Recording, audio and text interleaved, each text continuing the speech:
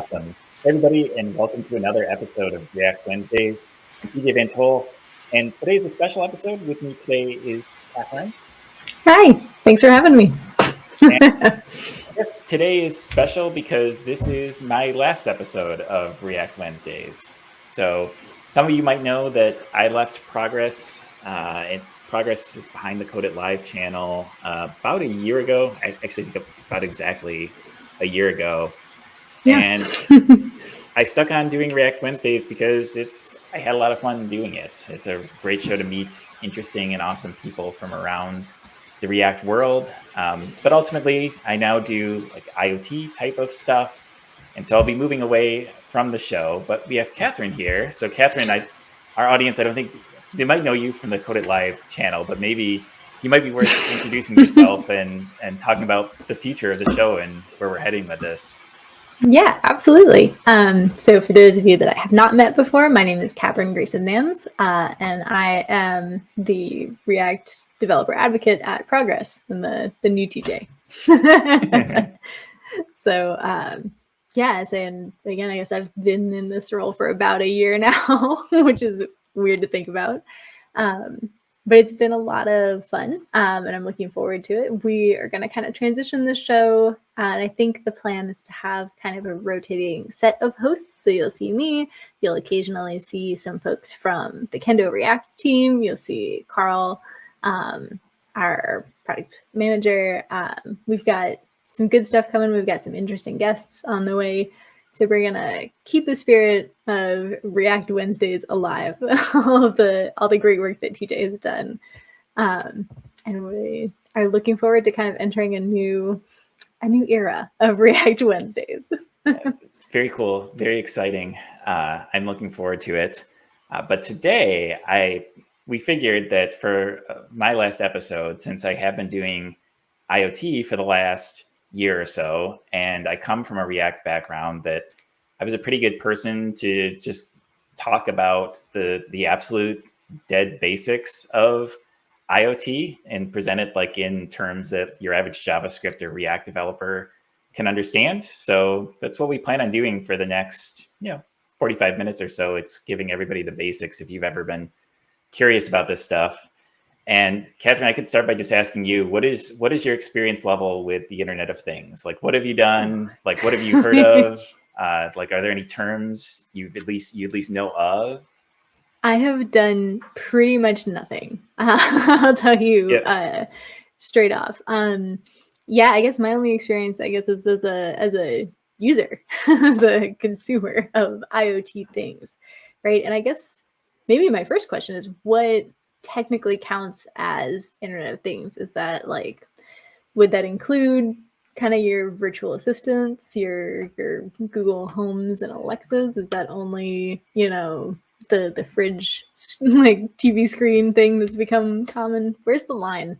Yeah, well, it's kind of an awful phrase because it's so vast. Like, very vague. It means so many different things. I tend to think of the Internet of Things as some bit of code that you write on some sort of small computer, like microcontroller, single board computer, and place out there somewhere. Technically, Internet of Things could count to be like virtual assistants or other things as well. But typically, I think of like an Arduino, a Raspberry Pi, something that's out there. That's what I mostly refer to when I think of the Internet of Things. But technically, I think you could encompass just about everything, because really all the Internet of Things is just things running on small computers somewhere. Right. So, which can be a whole lot. And actually, that's sort of my first point of this, because my background is fairly similar, because I did JavaScript front end stuff for over a decade. And then I sort of jumped into this head first without pretty much any prior experience, or at least very minimal prior experience. And I would say the first two things I would say is, first of all, the IoT world is very intimidating for beginners, I think, because there's so much you can do, and because there's so many paths to get started. It makes it very, very hard when you're just like, oh, I want to build something, and you do a Google search and you get like a million different results of different ways of doing it. it makes the JavaScript world seem straightforward by comparison, just because at That's least almost impressive because I because feel like, yeah, the reaction when most people talk about JavaScript is like, ooh, there's a lot going on there, and it's very you can do anything with JavaScript. So to have someone come in and be like, oh, comparatively, like, right. Well, at least in the JavaScript world, like no matter what you're building, you're usually building with JavaScript itself. The yeah, language is the same. Like maybe you're using like TypeScript on top of it, but it's still like the same core language. You're usually building for a browser. There's a lot of paradigms that are similar regardless of how you do things.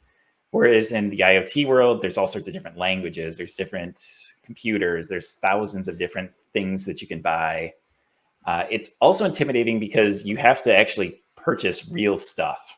So right. if I'm debating like, oh, what framework do I want to build my next app? I can try Angular, React, Svelte, Solid, whatever else is the new things. I can test those out for free. I can test those out instantly. If I'm debating like which microcontroller I want to use to build a little project, I have to buy them, right? So I have to research.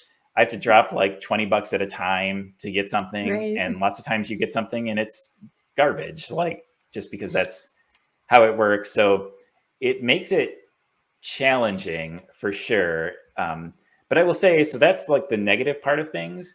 The positive part of things is there's something incredibly satisfying about building something that's real and that you can hold in your hands and solves like an actual Yeah. physical problem.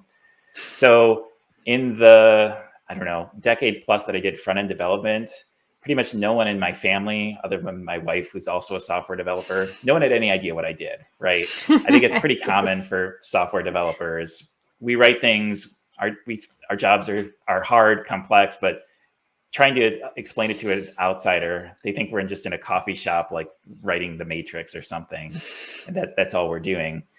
Whereas in the year I've been doing this, like I built a GPS tracker that I could give to my kids with a button that if they press it, sends me a text message. Oh, And I wrote a thing I can put in my yard that takes pictures of animals and tries to like identify what animals they are. And those are like cool. real kind of interesting things that I can show off. I can tell fun stories about. And so even though it can be somewhat of a frustrating world, it can also be a very satisfying sort of Mhm. thing to do as well, to have something that's real and out there that you can use. No. Um, and so because of that, I think the other thing that is a tough pill for JavaScript developers to swallow is JavaScript is not really a thing in the Internet of Things. Um, Oh, it interesting. it is available. So there are projects like Johnny 5. There are some things out there that are kind of cool attempts and like interesting projects that you can build some interesting stuff with. The big problem with JavaScript is kind of twofold. The first is performance, because unlike a web app, like most things that you're going to see like actually deployed out in the real world are going to run on like a tiny little microcontroller like this. Yeah. And your performance concerns change a lot when you're not running like in a web browser or some high-end computer, and instead you're running on this tiny thing that not only has to be fast, but it also has to be battery efficient as well, which is something we really never think about in the Yeah. JavaScript world. But like something like this deployed is probably going to be on a battery. Maybe it'll be like solar powered. Maybe it'll just have AA batteries, whatever. But no one Mhm. wants to buy a little device that's just going to churn through batteries running JavaScript over and over again. So that's one big barrier. The other one, that's perhaps more important, is that just the IoT ecosystem isn't very JavaScript friendly. So it's kind of like, probably the best comparison I could make is if you pick like the world's newest JavaScript framework, which is maybe like Solid. I don't know what the hottest thing is nowadays. Like if you try to use that, you can get the basic things done. But when you start to Google niche problems, like I need a grid, I need high end components, I need testing, I need CI, you just won't Mhm. find stuff. And it's the similar thing in the IoT world. Like if you want to make some lights blink with JavaScript, you can do that really, really easily. Yeah. And it's really nice and it's really cool. But if you get some idea for a cool new project and it's like, oh, I want to build a weather station, or I want to take pictures and analyze them, or I have this new like soil sensor, water sensor, whatever. You could find those things online really easily, but those things are not going to have JavaScript APIs for you to work with. They're going to have C, C++ APIs. They'll probably have Python APIs because that's the other common language out there. Okay. But if you're using JavaScript, it's going to be rough, right? You're going to be fighting an uphill battle to try to make it work. I believe it. I'm going to interrupt you for just a second to throw some of the comments that we've gotten up on the screen. Yeah. So first off, hey Napalm, welcome back. I'm excited to hear what you're working on with IoT stuff. So throw it in the comments. And let's see. A couple kind of people laughing at trying to explain what you do. We fight over color gamuts at work. My wife thinks I speak in Japanese. Question, I think you touched on this a little bit, but yeah, Python and C are the primary languages you'd use. Python is the other one, and Python is the one that I would primarily recommend that people start with. And actually, the thing I'm holding in my hand here is, we'll see if I can get it to focus with the light, but is a Raspberry Pi. Mm-hmm. And this is probably the absolute easiest starting point to people that have no idea what they're doing, because this thing is basically, it is a computer. So you can see all the ports on here. You can plug in a keyboard, a mouse, a monitor into this thing. You can basically just treat it as a computer. It has a Linux terminal. So it has a shell, it has a browser, and you can just jump into this and start writing Python code. And so I'm going to show an example of this. I'm going to hook up. I want to show, like, let's say you have this thing and you want to build something that can take weather readings, temperature, pressure, humidity, whatnot. So I've also got this. This is a BME 280. It senses temperature, air pressure, humidity, a few other things as well. And you'll see that it has, a bunch of cords coming out of it. And so the other thing that the Pi has that a normal computer doesn't is these pins. These are called GPIO pins, or general purpose input output. And they're really designed to allow you to hook up arbitrary other things. So most commonly sensors, you can hook up LEDs to work off these pins and control just the power from the Pi to make some of these extra peripheral devices work through them. And so let me I'm going to share my screen. And the blank one, that works. And the other cool thing about the Pi, since it is a full computer, is that you can just SSH into it. So I can, I can open up and just do all this from Visual Studio Code. Nice. And SSH into my Pi. Oh, I do need to power it though, so give me just a second. It's not going to find it if it's not powered up. It's fun how that works. And then while I'm doing that, Napalm wrote back, said he's working on medical IoT devices, wearable ECGs, defibrillator stuff. That's really cool, man. That is very cool. Yeah. So this is essentially what I have. So just to give you a sense of kind of a semi-realistic workflow, if you have something you want to build. So typically with most IoT things, you're hooking up some sort of sensor, something that's conducive to whatever it is you're building. So you'd go to like a site like Adafruit. Adafruit's quite good for finding this stuff. You'd look up like temperature sensor, for example, and you'd find something like this. And typically, and I'll give you like the cliff notes of here, because I think usually they have guides in here for how, nice tutorial on how to connect these things up. So you'll see, for example, pinouts. These sort of tell you how to connect things up. There's an easier way of doing this as well that I'll show in a minute. Because you don't have to do it this crazy way, but the the important parts that I wanted to show is typically, so for example, this thing provides Arduino code for doing this in a library, right? So you don't need to know like C++ or whatever. You just drop in the library and make it work. And also Python code as well.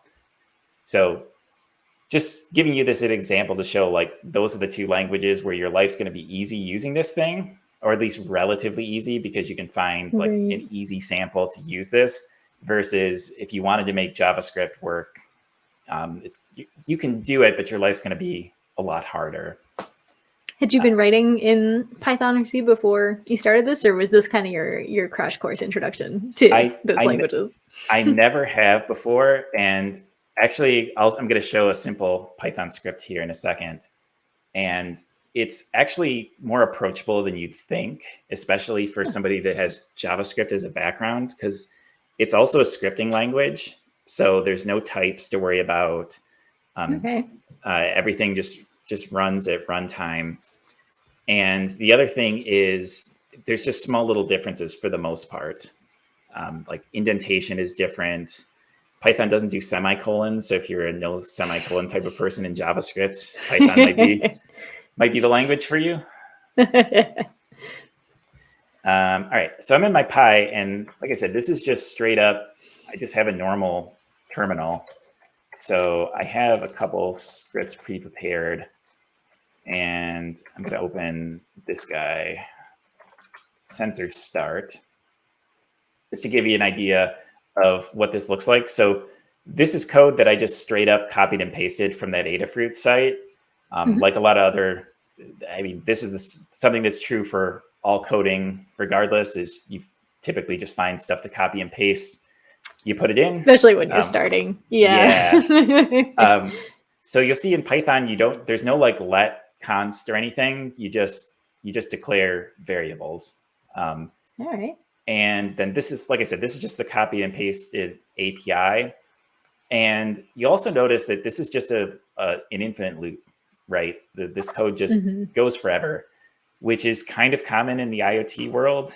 Because I guess that makes sense. You're throwing these things out there, and typically, sometimes you'll work this way where you just have a loop that goes forever. Sometimes there's a little bit of smarts in the electronics where the computer itself gets put to sleep until some condition arises. So that goes into like a bit of electrical engineering that I don't understand, but there's ways of saying like, oh, sleep until this button gets clicked, and then wake up and do your thing, and then go back to sleep if you really, really need to save on battery. But in this case, infinite loop, take a sample from the sensor, get these three things, and print them out to the console. And if I run this, so sensor start. Yes. And it'll just do that every, I don't know what the increments are of the 15 minutes, I'm guessing. Sleep is going to be 15 seconds in this case, just for a demo, because I want things to move quickly. That makes sense. Exactly. I might have to open up my longer one, which I'll talk later to figure out I think I just missed an import. Yeah, we'll try again. Some good comments in the chat. A little snark from Fuel, who says, I heard the S in IoT stands for security. Yeah.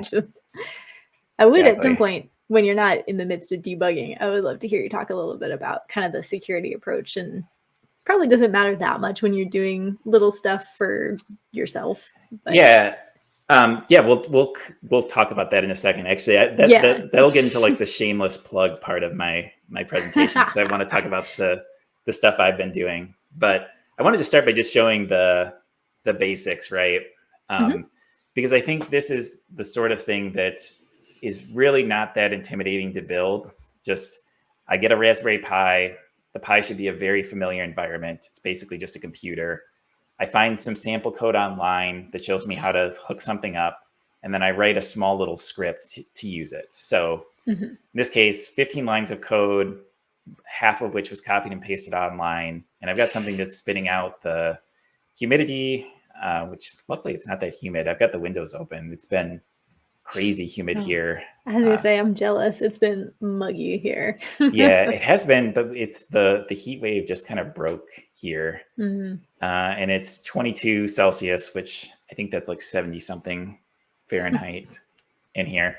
So pretty simple, kind of cool.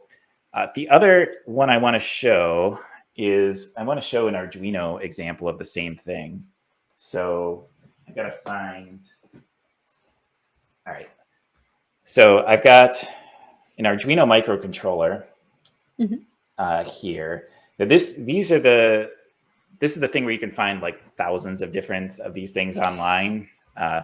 This is a shameless plug for one that my company makes that I'll show you later. But this, like for something like what we're doing here with like, because I'm just going to hook up another temperature sensor to this thing. You could use literally anything. Like for this simple example, it really doesn't matter. And even So for most like, yeah, sorry, what's the primary difference between that and the Raspberry Pi? right. So this thing is not a full computer, right? Okay. So first of all, size-wise, this thing is way smaller. So there's really no ports on here. The only one port is there's a micro USB port, which we're going to use for pushing code to this thing. But Okay. I can't this thing doesn't use a mouse. It doesn't use a keyboard. It's far more purposely built. You're going to just put some code on here that does some things, and that's about it. This thing does have pins, so I can show. I can switch to my other camera in a minute as well. But this thing does have pins that are offered for the same basic purposes for hooking something up. Usually, the pins are kind of for development testing purposes. And when you're going to deploy like a production IoT type of things, usually you would spin your own circuit boards, or you'd pay somebody that specializes in this sort of thing to like do this all yourself. But for development, most of these boards have pins in them just to make your life a little bit easier for hooking up these sensors. And this thing actually, and maybe I will switch my camera so we can see it a little bit better. And also I'm gonna hide your screen for just a minute so we have a better view. Also, I've got another camera hooked up, so why wouldn't I use it? So you'll see that one thing about working in IoT is you just have a bunch of junk around all the time, which is one sort of problem. But this is the Arduino microcontroller that I'm going to be using. And you'll see if I set it on my side that there are pins. You can also probably get a sense, just compared to my hand, how small this thing is. It's probably like 2 inches long, so it's quite small. And the other thing I wanted to show is, I said this thing doesn't have very many ports. It does have this sort of white one here. This is called a quick connector. And this BME 280, so I've got 2 of these things because, like I said, I got a bunch of junk lying around. And this BM280 has a quick port on it as well. And one cool thing is that if I can connect this, that if you find some of these peripherals that have quick connectors, you can skip the entire wiring step, which is kind of nice, and just have an easy way of hooking something like this up. So this is the same BME 280. I'm using a quick connector in this case. And what I'm going to do now, I'll switch back my cameras, and I'm going to plug this thing into my computer through this micro USB port. So I'm going to switch so you can see me again. And I need to grab a cable, which I've got them here. And oh yeah, I got to switch my window so you stop seeing the matrix, but I'll do that in a second. That's my bad. I just shared your screen without asking. That was pretty bad etiquette. No, you're fine. Because I actually do. You can put it back up. I just I wanted it shared, but I had it in the wrong place. So what I opened here, and I'll drag the VS Code out of the way so we can focus on it, is the Arduino Ide. And this is, as the name kind of implies, it's an IDE for writing code for Arduino microcontrollers. And there actually is, I need to get more comfortable with it, but there is a way you can do this in VS Code as well, because there's an Arduino extension that Microsoft made. So you can stay in that environment if you'd like as well. But I actually find this IDE not too rough to use. And because it's really kind of simple, there's not many things you're actually doing here. And even if you look at the code, this is your hello world for Arduino, or at least this is like your basic setup, because Arduinos have two functions that drive everything you do. And the names are kind of self-descriptive. So you have setup and you have loop. So setup runs once, loop runs forever. So it essentially takes that while true that we had in Python and just like automates it for you, more or less. And if you were to look on, if I bring back this thing up again, and I go back to the Arduino code, you'll see that one thing they give instructions for using this thing in the Arduino IDE. So there's a library that you can use and install, and then there's these examples that you can load up. And so one of these examples is right here. So this code is quite a bit more intimidating, but this is also an example that's trying to show you a bunch of different stuff. But I'd again argue that this isn't too bad if you took something like this and then just, once again, just liberally copied and pasted the stuff that you needed out of here, because this is a totally working example. It is C++ code, but it's not too rough. Like includes are basically imports, defines are basically constants.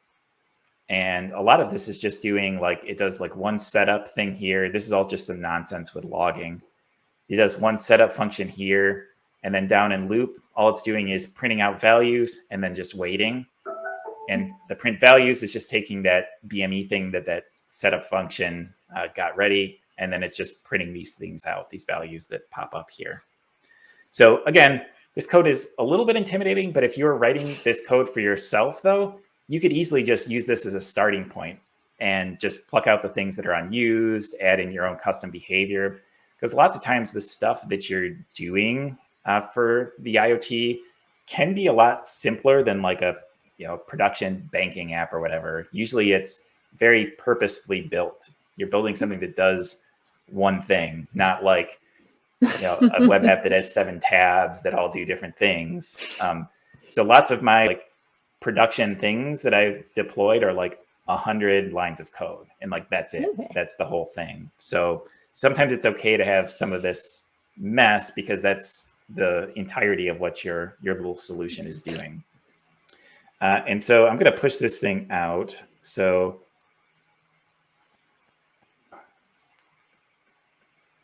bootloader load it. So C is a this thing. If you compiler. You're glitching a little bit for me. I don't know. Chat, tell me if you're hearing that as well. I was having a little trouble hearing you, but maybe it was just on my end. I'll try again. Oh yeah. Echo? Okay. Yeah, you would kind of loop. You were in a little while loop there. Am I back now, or? I don't know. Did you stutter, or was that a loop? Hard to say. Am I in the Matrix? Talk some more. I think you're okay. Am I okay? I think you're okay. Yeah, recursion-based talking, says the chat, which is kind of how I think it was just while that was compiling or whatever was happening. That's weird. It shouldn't take up. I don't know. All right, let me know if something happens again. It was highly amusing. It was kind of like a record stuck. Yeah, and I saw somebody in chat recommending Platform.io. Platform.io is amazing. And actually, I would probably recommend that if you're totally unfamiliar with this ecosystem, that you start with Platform.io, because you can do it all in VS Code. Platform.io also automates out some of the weirdness of setting, because one thing I've already done in Arduino is configured this to push out to my board, because there's a menu where you have to select which board you're using, and Platform.io kind of auto detects some of that stuff for you, which can make your life quite a bit easier. But I put this out, and so you see this thing is measuring it's very quickly. So I'm getting readings out, and yeah, so that's the other major ecosystem of IoT is Arduino. And like I said, there are a bunch of these. But these are the two big ones, and ones that if you have an idea, if you've ever wanted to tinker with these, I'd recommend, like I said, either Pi or this, depending on what you're building. Okay.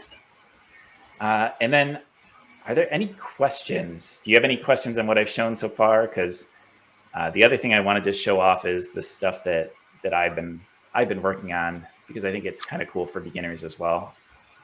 I did want to zip back to one that Napalm asked, kind of, I think in a general way, was kind of saying, where does React figure in? Which I'm guessing probably not a whole bunch. But I could see certainly sometimes, right, like if this is out picking up information via a sensor and you did want to put that into some kind of an application, have you played with any of that kind of? I think the fun part, and I can actually probably use this as a transition, the fun part to me is for React people is if you're getting a stream of this sort of data, you can build some really cool front end stuff on top of it. Nice. For example, like I've got 4 different temperature humidity sensors around my house right now that are constantly sending data. And so I have like a dashboard. Let me bring this up. I've got the URL here.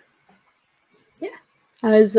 This made me laugh a little bit. Aaron says that IoT programming seems like very old school programming. I'm curious what you mean. Elaborate. Say more. Yeah, it's somewhat old school because like it's still like a whole lot of it is just C++ code that is not super distinguishable from something you'd write in the 90s or whatever. I just saw like a presentation. Google's trying to build like a new, like an updated they're trying to build like the TypeScript, but for like on top of C++. I don't know. Interesting. I don't know how well that'll go.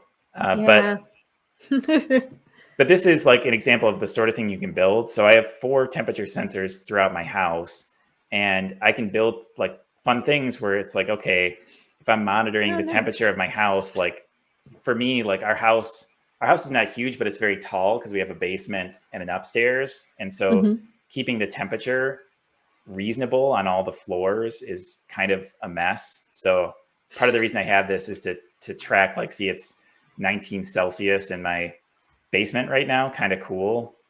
And it's probably way warmer upstairs. 21. That's actually not that bad. So 2 degrees Celsius difference between the two. But it's just fun for me as a React developer, like especially with some of the more interesting things you can build. Like once you have a stream of data, it's kind of like I don't know. I feel like when I did React, like especially when I built demo apps, the thing you always wanted was a fun stream or a fun API of data. And if you get into IoT, like you can build your own stream of data, right? Like, and have that coming through and build some really cool stuff with it. But in terms of like direct comparison, like how does this work for React developers? It's not like any of the underlying stuff. Like there's no way, you're never going to be using React for like this part, right? That's just not how it works. It's more that if you're the type of person that likes React, you're the type of person that might enjoy tinkering in these worlds. And if you can just get the basics to work, you can get some really cool data that you can do fun, automations or things with. All right, so I wanted to talk briefly then, because the next part of the equation is, okay, so I have this stuff, right? I've got my temperature, I think it was in here. I have this stuff coming, but the tricky part is then how do I connect this stuff to, like, how do I get this data? Like, so what, I've got this stuff coming out, what do I do with it? And there's a lot of potential answers to this.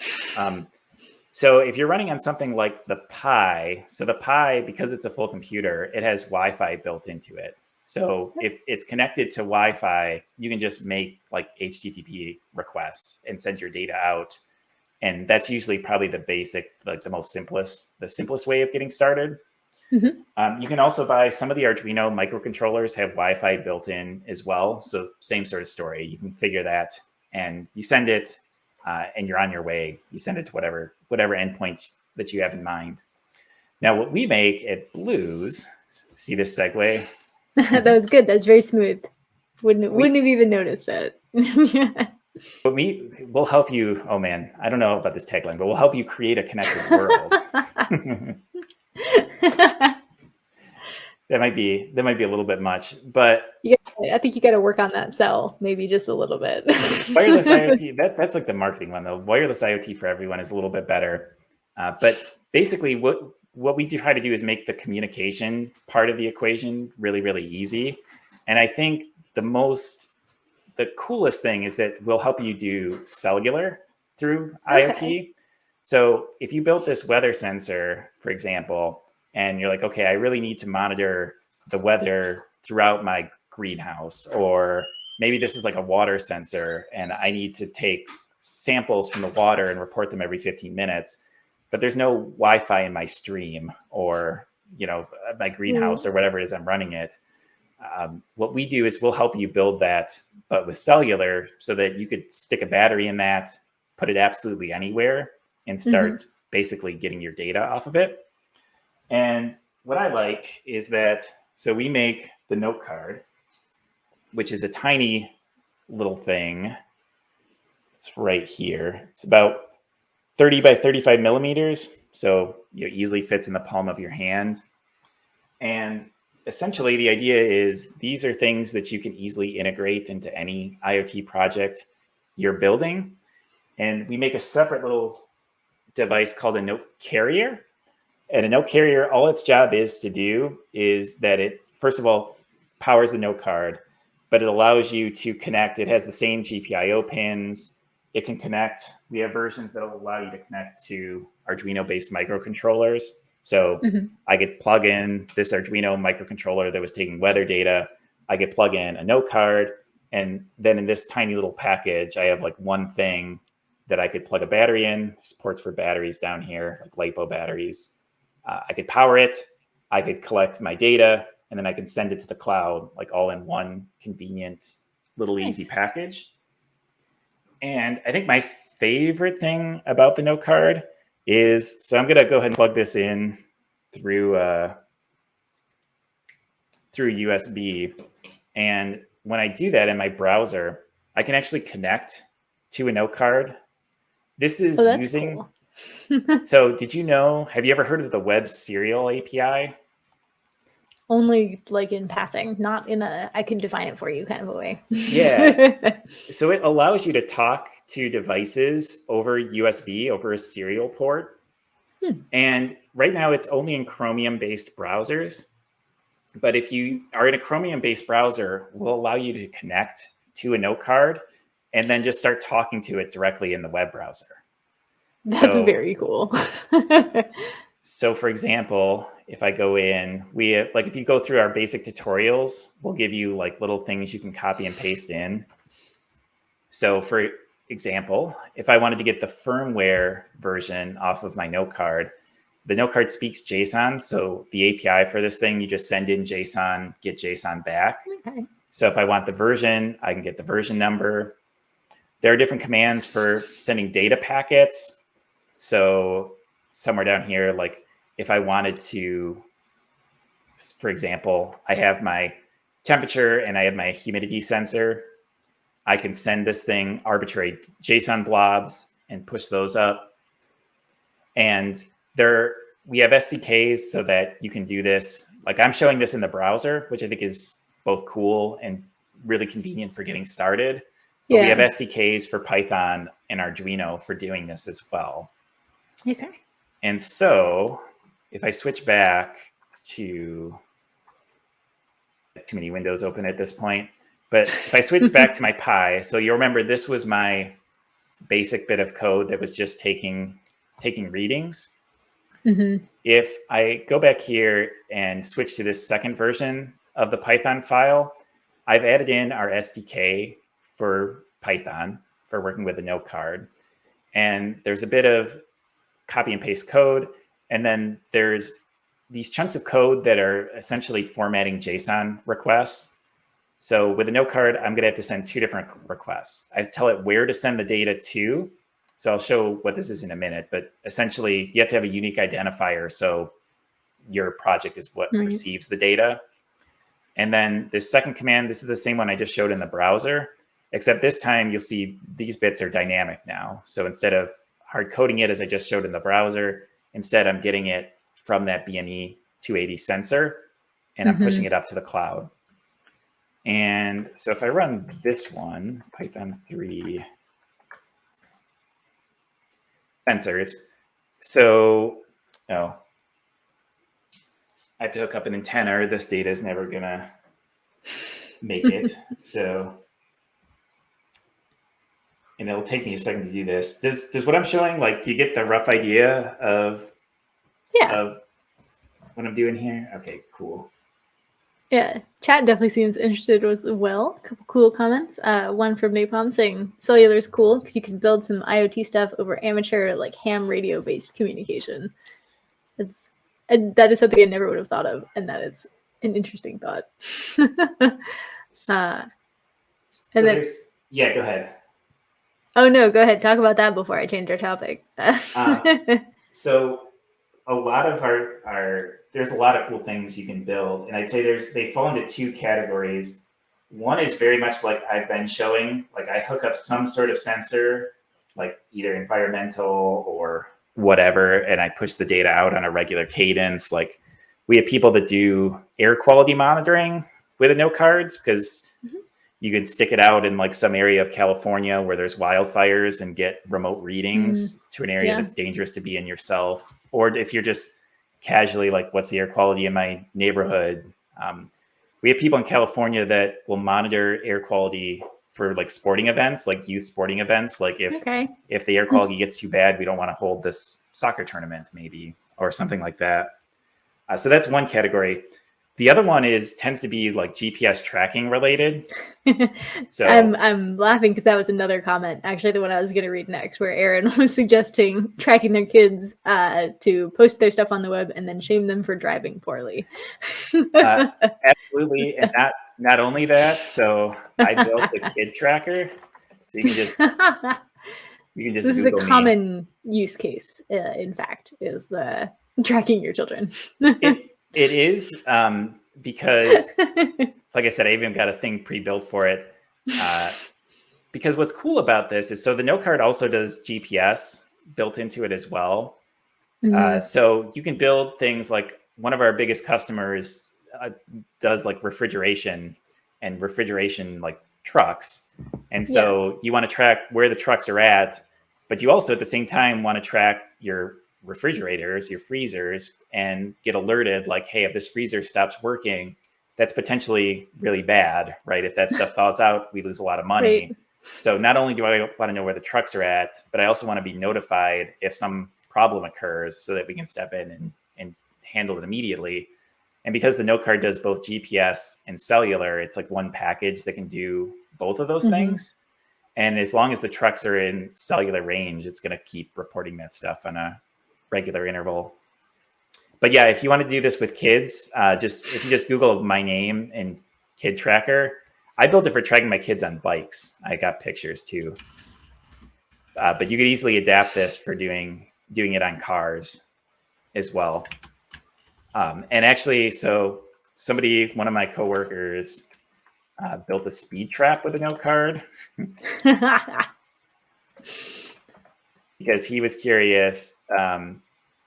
He was getting, old man on porch was curious of whether people were actually speeding down his road or not. Like, does it just seem like they're going too fast, or like, can I prove it through data?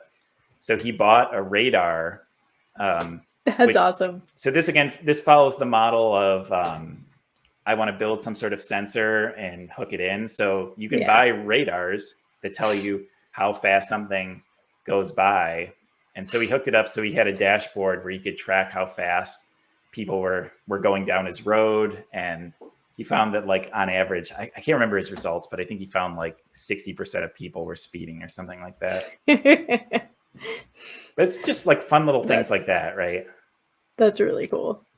And I feel like I remember Paige was posting for a little bit. She had a GPS tracker in a car that got stolen, right? Her parents' car that got stolen. There was like I was following that like it was a television drama. I could not stop. Yeah. So Paige was like, we do a lot of projects like this, right? So Paige was working on, she was working on a lot of like mapping type stuff. So taking data off of her devices and plotting it on a map. And so she was working on that, and she had it in the back of her parents' car because she was gathering data because they had just taken like a road trip and she wanted data from the trip. And she was at their house and their car got stolen with the tracker in it, which is like, what are the odds? What are the chances? Yeah. And she was able to use the data from it to like send it to the cops. And they ultimately did find the car kind of based off that, but the car had been like totaled. Trash. It was trash. So unfortunately not a super happy ending, but I mean, kind of cool, I guess, that they were able to track it. So watching her like live tweet that was a journey. That was so cool. Like, obviously not cool that it happened, but yeah, cool that she was able to track it that way. Yeah. And I think that's what's cool about being able to build these sort of things custom is you can tweak them to do whatever it is you need them to do. Like it's versus just like, because you can buy like GPS trackers, like you can buy air tags or whatever, but those things don't have APIs. They don't like, there's no way, you're not building your own like React app with a cool map and a dashboard for it. No. Whereas if you're controlling the entire chain and everything, the sky's the limit, and it can be a lot of fun to tinker with. So if you want to build one to shame your kids for driving too fast, like it's 1,000% possible to do. Yeah. Yeah, Aztec might need one because he puts in the chat, stop signs are suggestions. Yes, exactly. And just the last thing I'll show too is just so you get a sense of how this works with Blues. So our note card knows how to speak to a backend out of the box. We call it Note Hub. So note card sends to Note Hub. Right. And the advantage of this is that you don't have to do any like certificate management or anything. Like the note card just knows how to talk to a backend out of the box. You just need to provide this identifier here. That's essentially all the mapping that needs to happen. The data will show up there. And then from there, with the data here, you can then route it to other places. I'm sorry, I think my neighbor picked this time to mow, so you're probably hearing that in the background. But you can then route your data out to other places. So if you wanted your data from the note card to go to your own server, you can do that. Just set up an HTTP. We could also directly put your data in like some of the big clouds. Some of these things are like dashboarding services. So if you wanted to instantly have your data appear on some like IoT dashboardy things, we can help you do that as well. But that's the general flow. And I would say if you're curious about this at all. Yeah. I think you've piqued the interest. There's at least one question in the chat about the price point on a note card. So yeah, so dev.blues.io is where like the quick start stuff is. It is our development kits are what I'd recommend starting with. So we have, you can just see the prices on the screen, but we have a starter kit for working with the Pi. So if the Pi is sort of your preferred place, you can get started with that. And if you're more of an Arduino person, I'd recommend this Feather kit for the Swan. So the Swan is a microcontroller that we make. It was this one over here. So you can get an MCU, the Swan, you can get a note card, and you can get a note carrier for about $100, which you can put together and start building with some of this. And this is what my kid tracker used. It was one of these. So it's a microcontroller, note carrier, note card package, and plug the battery into it. So you can get a LiPo battery for like $4 or $5. And so for $100 some, I had a tracker that I could use. And actually, too, speaking of prices, I think probably the coolest part of the note card is that there are no subscriptions involved. So the note card has an embedded SIM, so you don't have to bring your own SIM card. And you get 500 megs and 10 years of service with every note card you buy, which 500 megs is an absolute ton for an IoT project. Like you'd really have to try to use that much data or be streaming like an absolute crap load of data to get close to that. So it's nice because then you don't have to worry about ongoing subscription costs or anything like that. Yeah. That's really cool. But, yeah, so that's what I've been working on because I think it's kind of cool. And I found it nice because it makes one part of IoT, because I'm still very much, like, having only done it for a year, very much a noob to this world. And I find that the note card makes one bit of IoT easy. And so that's why I find it pretty exciting to work on and talk about. I think that makes sense. It feels like it takes away a lot of the stuff that would feel most intimidating when you start, and kind of lets you focus on doing the actual code, which is nice. Yep. And like I said, I wouldn't start here if you're completely new. Like, I would start with something that could just talk over Wi-Fi, because the more steps you can remove from the equation, the better. But I'd say it's a logical step too for, like, okay, now I want to build something that I'm going to take out with me or dock somewhere. And it makes that sort of development kind of easy and kind of fun. Totally. All right. Yeah, I think we're just about at time, but I wanted to throw out, if anyone in the questions, last call. So, but go ahead. I didn't mean to cut you off. No, you're good. I would say too that this stuff is just fun. Like, if you've ever thought about tinkering, I would say, like, it helps if you have a specific problem you want to solve in mind, like something around, like, I want to see if my kids are speeding would be a perfect example of that. But if you have some equivalent of that in your own life, that's going to be a lot more fun than, like, oh, let me buy some stuff and make some LEDs blink, because that can be somewhat interesting, but you'll also get bored with that really quick. Like, I think the real way to get into this is if you have an actual thing in your life that you want to automate or solve or investigate.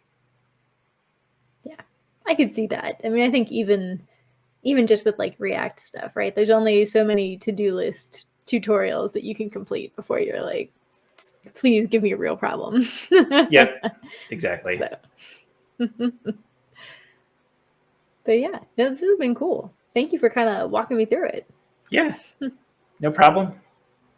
Best of luck with the show as well. I've had a lot of fun doing this. So thanks to everybody that's tuned in over the last, I don't know, I feel like it's been like 2 years or so the show's been going. So it's been a fun ride.